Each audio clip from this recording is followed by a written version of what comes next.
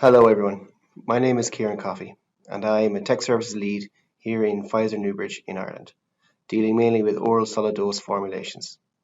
And in my talk today, I'm going to talk a little bit about the benefits of having a small scale operation that allows you to do a lot of experiments before you scale up to full scale commercial manufacture. So, first question, why small scale development? And it probably seems pretty self-explanatory. You're using less materials, so it's not as expensive. You can much faster turnaround, so you can do a lot more trials in a much shorter period of time. In general, less resources, so less equipment, less footprint in your plant, and you're not tying up your commercial equipment. And you can develop your processes and your cleaning at the same time. And I feel this is the most important thing, is that it allows you to fail. So you have to try and fail several times before you can succeed. There's a cartoon there from the wonderful Irish cartoonist Twisted Doodles, and that really speaks to what I think is the most important thing that we do in development, is that learn, and you can't learn unless you try things out. So fail early, fail often, generate the data so that you can succeed, and then scale up and have a much more robust process. And that's the key thing we do in the Technology Innovation Centre in Pfizer in Newbridge, is that we want to develop processes that are going to be robust for our products and for our partners for years to come. And you can't do that unless you actually know the science, unless you actually understand what's happening at not just a chemical level, but at a physical level with your product. What does this powder do when it mixes with another powder?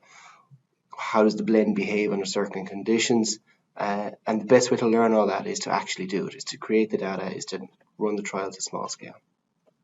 So some of the key considerations, and this is what, when I talk about small scale development, this is what I hear a lot from people. It can be difficult, and it is. I mean, it isn't straightforward. There are things that have to be overcome, and some materials behave very differently when you go to a large scale, and some unit operations, it's much easier to do the math for some operations than others. But it never has no benefit. And in the worst case scenario is if you repeat at full scale, but I've never experienced that.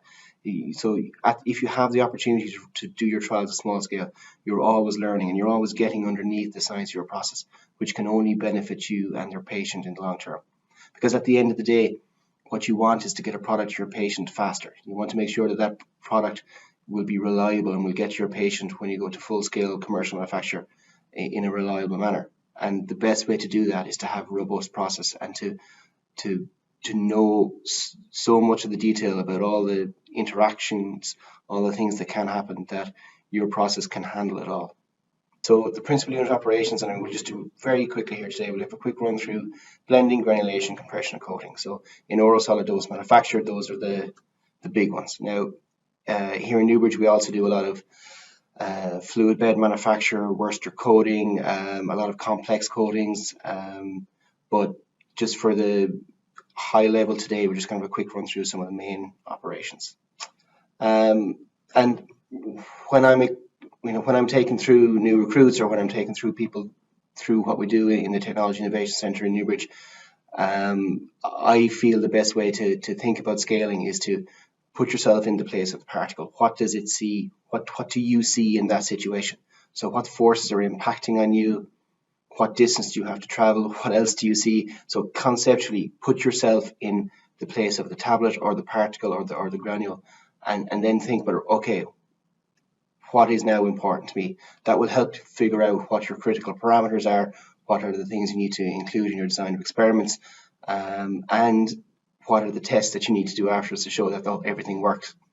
First up, so just a quick chat through on blending. Blending is, it's so inherent in everything we do. If we don't have a homogeneous blend, you have nothing, you don't have a product at the end of it. And no matter what process you go on to, there's going to be a blending process involved.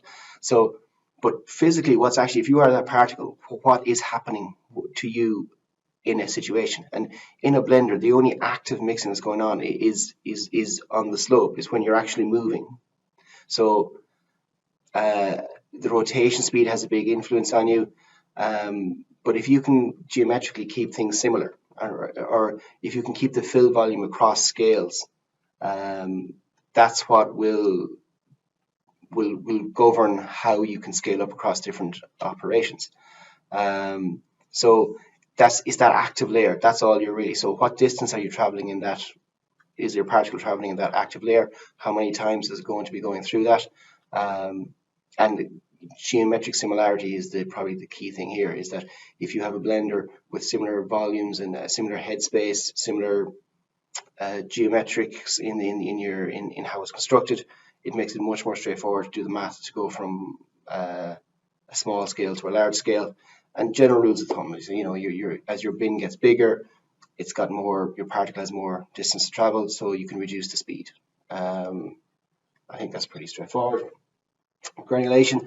So there's so many different types of granulation, dry versus wet. Dry granulation is much more straightforward when it comes to scaling operations.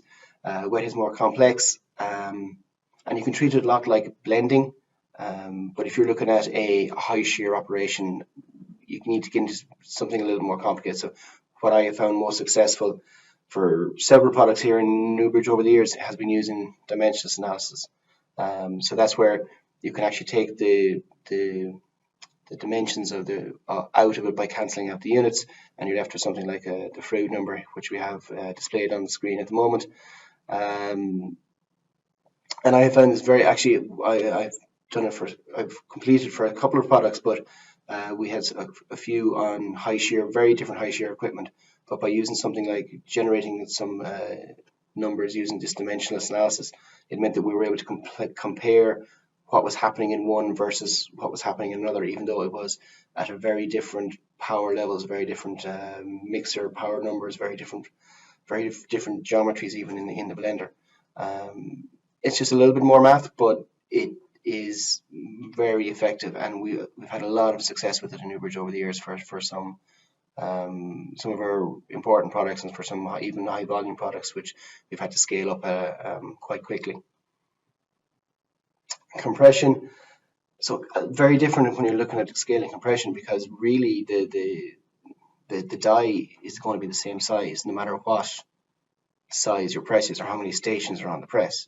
So the die size remains the same. So what are you scaling? So really you need to look at, once again, back to what is the particle seeing, what is your tablet seeing in there. So the dwell time, the contact time, the consolidation time, so how quickly it can bounce back, and the relaxation time. So all of this is underpinned by, are you getting the flow to the dies, to the powder bed at a constant rate? So your paddle speed, but also your paddle geometries.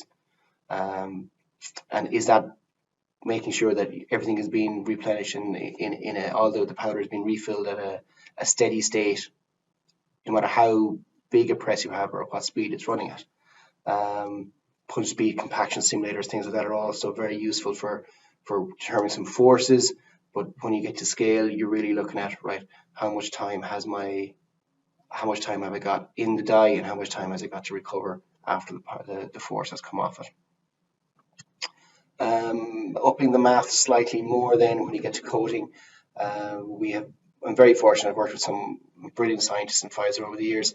And I had some references around the screen there with some of the people I've worked with in Groton and in Sandwich and in various supply sites across the world. This is one of the models developed by colleagues in Groton, and it looks at the thermodynamic stability inside in the pan. So when you're looking at coating, it's what is your tablet seeing? Well, the air in, the moisture in, the temperatures in general. Can you create an environment that's the same at small scale as the large scale? And yes, you can. You just have to work on your parameters of your inlets or outlets, and your pan speed obviously is for your mixing.